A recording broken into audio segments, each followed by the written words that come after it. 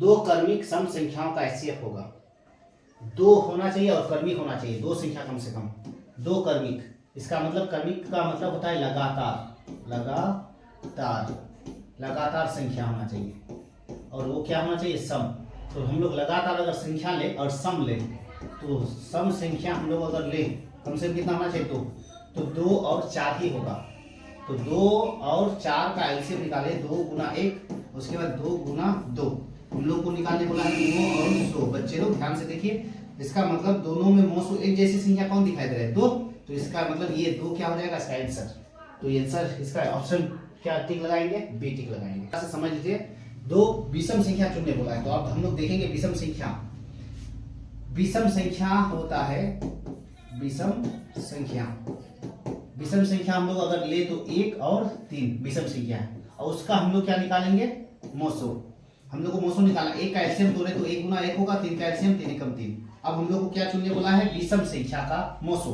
तो मोसो का मतलब आप लोग को बताए बच्चे लोग कि दोनों में एक जैसी संख्या होना चाहिए। दोनों में एक जैसी संख्या एक ही दिखाई दे रहा है, तो उसका एक आंसर हो जाएगा। तो एक टिक लगा देंगे। हमेशा याद रखिएगा, 2 अगर विषम पूछे तो आंसर 1 होता है, अगर 2 अगर सम पूछे तो आंसर क्या हो जाएगा? 2 आंसर हो जाएगा। ठीक है, तो अभी विषम पूछा है तो एक आंसर उसका हो जाएगा। नेक्स्ट क्वेश्चन हम लोग पढ़ेंगे, क्वेश्चन नंबर 23। 625 के अभाज्य गुणनखंड में 5 का अधिकतम घातांक क्या होगा? तो 625 का घातांक निकालने बोला है। जब भी अगर इस तरह का मैथ पूछे आपको घातांक अभाज्य गुणनखंड विधि, तो आपको क्या करना है?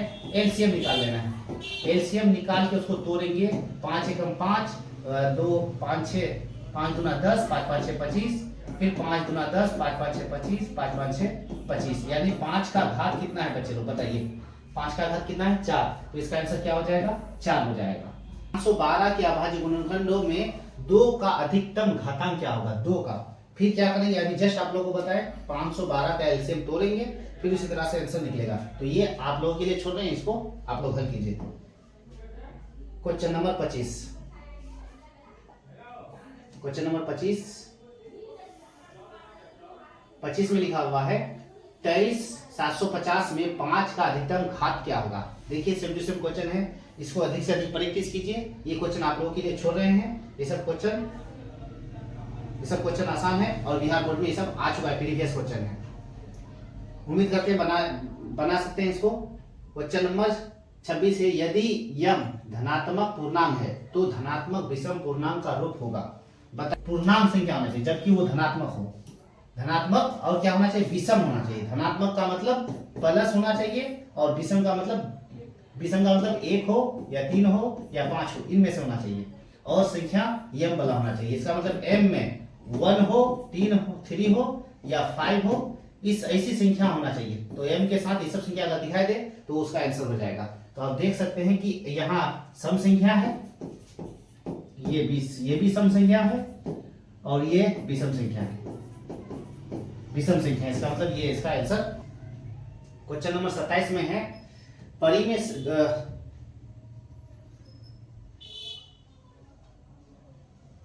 संख्या 73/4 पर 2 पर पावर 4, 5 पर पावर 3 कितने स्थानों के बाद शांत होगा? ये कितने स्थानों तक बोला है शांत होगा? तो अब अधिकतम संख्या को खोजना है। जब भी आपको इस तरह का क्वेश्चन दे तो उसका अधिकतम संख्या क्या दिखाई दे रहा है कि 2 के ऊपर पावर कितना है? 4। तो इसका ये अधिकतम संख्या है, ये अधिकतम संख्या है, इसका क्या हो जाएगा? आंसर हो जाएगा। तो ये आंसर इसका क्या हो जाएगा? 4। ये इसका आंसर हो जाएगा।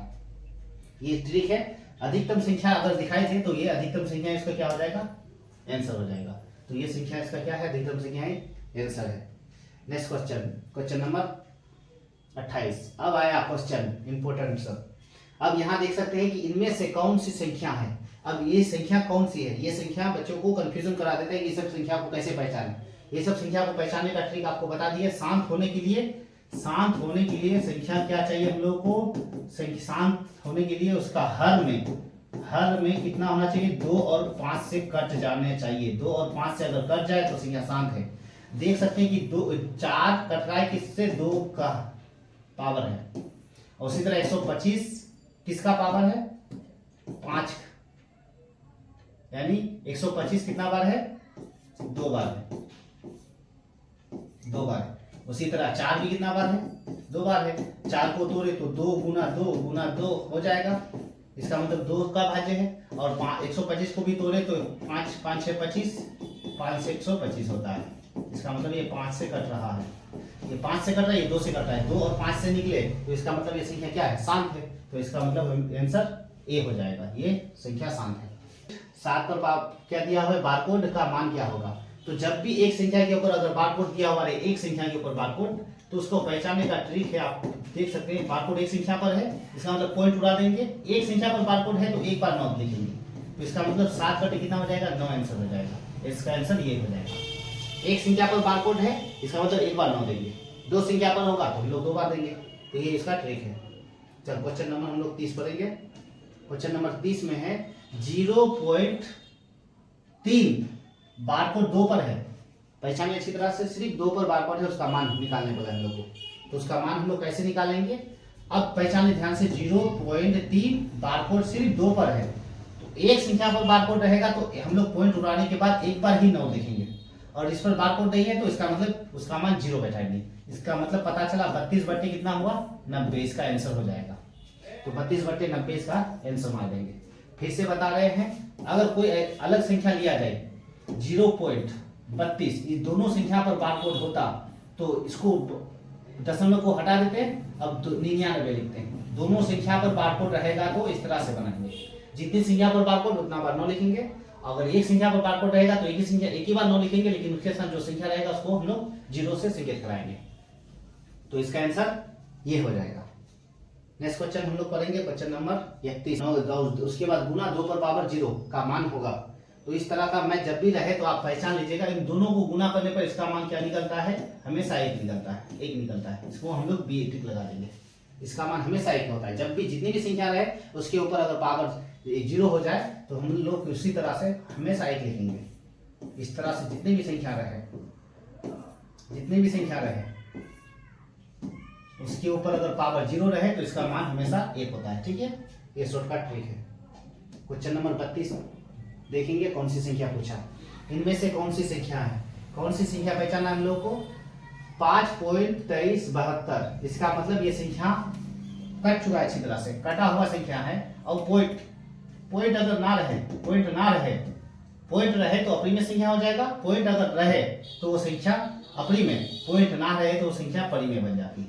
ठीक है, कोई भी संख्या, क्योंकि हम लोग अगर भाग देते सपोज 2/4 को, इसको अगर भाग देंगे 4 को, 2 दूना 4, इसका मतलब ये संख्या नहीं है, तो इसका मतलब ये संख्या क्या है, परिमेय संख्या है, परिमेय संख्या है। और वही संख्या को अगर ये इसी संख्या को 10/3 को अगर भाग दें हम लोग तो वो 3 तिया 9 चलेगा, एक बचेगा, फिर पॉइंट चलाएंगे, फिर 3 तिया 9, फिर एक बचेगा, फिर 3 तिया 9, फिर 3 तिया 9, इसी तरह से आते रहेगा। इसका मतलब डॉट डॉट चलेगा, ये संख्या क्या हो जाएगा, अप्रिमेय हो जाएगा, अप्रिमेय हो जाएगा। तो कहने का मतलब जब भी संख्या को भाग देंगे वो कट जाए वो संख्या शांत है, परिमेय है। एग्जाम्पल लेते हैं और भी 2 और 5 का, जैसे 2 और 5, इसको हम लोग अगर भाग दें 5/2 को, 5/2 को भाग दें तो 2 दूना 4 कटेगा 1, हम लोग पॉइंट चलाएंगे, 2 5 6 10। इसका मतलब देखो डॉट डॉट नहीं है, इसका मतलब ये संख्या परिमेय है। ये संख्या क्या कहलाएगा, किस तरह का, परिमेय संख्या। तो ऐसी संख्या परिमेय कहलाती है जब पीछे डॉट डॉट ना रहे, और पीछे डॉट डॉट लग जाए अगर, इसका मतलब ये संख्या अनगिनत है, चलते रहेगा, इसका मतलब ये संख्या अप्रिमेय हो जाएगा, और इसी संख्या परिमेय कहलाएगा। तो इसका मतलब ये भी संख्या क्या है, परिमेय है। नेक्स्ट क्वेश्चन हम लोग करेंगे, क्वेश्चन नंबर 33।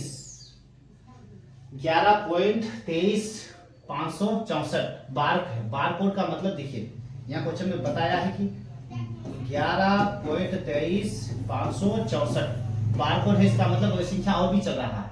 जब भी बार कोड दिया हुआ है संख्या और भी चल रहा है आगे, इसका मतलब ये संख्या क्या हो जाएगा, अप्रिमेय संख्या हो जाएगा। नेक्स्ट क्वेश्चन है क्वेश्चन नंबर 34।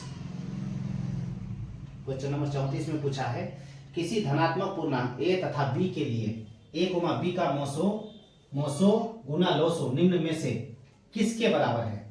अब हम लोग इसको ध्यान से देखेंगे, गुना पूछा है आप लोगों को, स्पष्ट यहाँ बता दिया है, मोसो गुना लोसो, इसका मतलब पहली संख्या, इसका तरीका है HCF Guna LCM, formula a Guna b, तो इसका मतलब इसका आंसर हो जाएगा ए। आंसर में क्या लिखा हुआ यहाँ सी ऑप्शन इसका आंसर हो जाएगा। मोसो गुना लोसो बटे ए बी अगर हो तो उस कंडीशन में जब भी इस तरह से रहे इसको हल करेंगे तो हमेशा इसका आंसर ए निकलेगा। अब माना कि इसका मोसो और लोसो कितना निकला, मोसो 2 निकला और लोसो निकल गया 3, और उन दोनों संख्या को गुना करने पर कितना निकलता है, 6 ही निकलता है। यानी 6/6 काटने पर संख्या कितना निकल जाएगा, 1। ऐसी स्थिति में हमेशा 1 निकलता है, इसलिए इसका आंसर क्या हो जाएगा, 1। क्वेश्चन नंबर 36, महत्तम समापवर्तक गुना लघुत्तम समापवर्तक। कहने का मतलब है महत्तम समापवर्तक एचसीएफ और एलसीएम का गुणनखंड होगा। अब बताएं कि एचसीएफ गुना एलसीएम बराबर क्या होता है। तो एचसीएफ गुना एलसीएम जब भी दिया हुआ रहे उधर बराबर ए गुना बी, पहली संख्या गुना दूसरी संख्या, आंसर इसका भी क्या हो जाएगा, सी। यूक्लिड विभाजन एल्गोरिथम 2 धनात्मक पूर्णांकों के निम्न में से किसे परिकलित करने की तकनीक है। परिकलित से बनता है। एल्गोरिथम ने मोसो के सूत्र से मैथ को बनाने से बताया है, जो हम लोग का 1.1 में सबमिट है। तो मोसो विधि से यानी एचसीएफ विधि से यूक्लिड विभाजन सूत्र बनता है। नेक्स्ट क्वेश्चन हम लोग पढ़ेंगे, क्वेश्चन नंबर 38 में लिखा हुआ है भाज्य ए और बी के लिए ए बराबर बी क्यू प्लस आर, तो कौन सा सत्य है। तो हम लोग आप देख सकते हैं कि ए बराबर बी क्यू प्लस आर अगर हो तो हमेशा कोई भी संख्या को अगर भाग देते हैं तो हमेशा ये इससे क्या होता है, ये भाजक कहा जाता है। ये भाज्य होता है, भाज्य यानी ए से संकेत, ये आर से संकेत और ये बी से संकेत, यानी भाजक, भागफल क्या निकलता है, भागफल निकलता है। ये हमेशा आर जो है बी से हमेशा छोटा होता है, ये क्यू होता है, सॉरी ये बी और ये क्यू होता है, ये क्यू होता है, ठीक है। तो हमेशा बी से यानी 0 से बड़ा या बराबर हो सकता है, किसका मान, आर का मान। कभी शेषफल अगर 0 निकला तो 0 से बराबर आर, 0 से बड़ा या बराबर हो सकता है, लेकिन हमेशा बी बड़ा रहेगा, बी जो है हमेशा बड़ा रहेगा, इसका कहने का मतलब है। तो इस कंडीशन में ये आंसर उसका हो जाएगा, बी हमेशा बड़ा होता है, लेकिन 0 और आर हमेशा कभी बराबर भी हो सकता है तो बराबर भी हो सकता है। इस कंडीशन में आंसर इसका क्या हो जाएगा, ए हो जाएगा। नेक्स्ट क्वेश्चन हम लोग पढ़ेंगे, क्वेश्चन नंबर 39। संख्या पर बारकोड है, आप लोगों को पता है, इसका मतलब 0.13 जो है इसको पॉइंट उड़ाने पर 2 हो जाएगा 9, इसका मतलब 13 बटे कितना हो जाएगा, 9 हो जाएगा। इसका आंसर बी हो जाएगा, ठीक है। नेक्स्ट क्वेश्चन हम लोग पढ़ेंगे, क्वेश्चन नंबर 40। 18 और 72 का मोसो होगा, तो हम लोग 18 और 72 का मोसो निकालेंगे। शॉर्टकट ट्रिक आप देख सकते हैं, जब भी बड़ी बड़ी संख्या इस तरह से दे दे और मोसो निकालने बोले तो डायरेक्ट क्या लिखोगे, संख्या लिखोगे इस तरह से और इसको डायरेक्ट लिख लोगे 18 एकम 18, 18 चौके 72।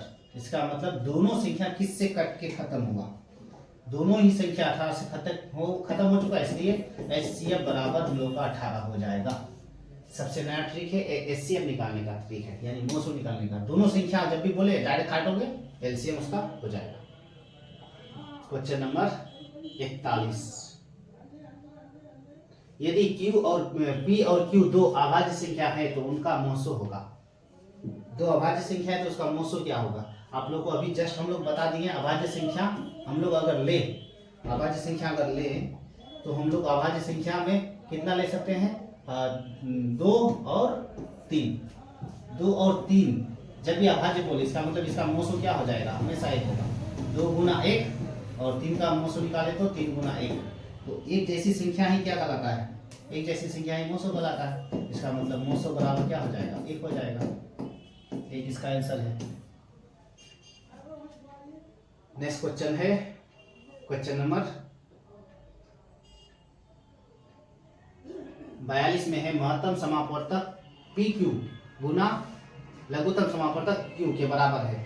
तो बताइए कि अब ये गुना अभी P और Q का नाम लिया है, जबकि हम लोग को HCF गुना LCM ऐसा पूछा है। इसका मतलब है कि पहली संख्या गुना फिर दूसरी संख्या, आंसर यही हो जाएगा। ए और बी की जगह क्या दिया है हम लोग को, पी और क्यू दिया है, इसके बीच गुना रहेगा। नेक्स्ट क्वेश्चन है हम लोग का क्वेश्चन नंबर 43। यदि p एक धनात्मक पूर्णांक है तो धनात्मक सम पूर्णांक का रूप होगा।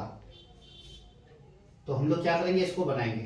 तो सबसे पहले आप समझ लीजिए कि हम लोग को धनात्मक पूर्णांक तो पूछा है, लेकिन यहाँ धनात्मक पूर्णांक का क्या पूछा है, सम पूछा है। आप लोग को जस्ट पूछे सम का मतलब क्या होता है, जोड़ा वाली संख्या में से जो 2 से कट जाए, 2 4 6। तो 2 4 6 कहाँ दिखाई दे रहा है, देखो 2p है 3p है, ये तो 1 है, यहाँ भी 1 है, ये भी विषम ये भी विषम, इसका ये भी नहीं ये भी नहीं ये भी नहीं, इसका मतलब ये इसका आंसर हो जाएगा।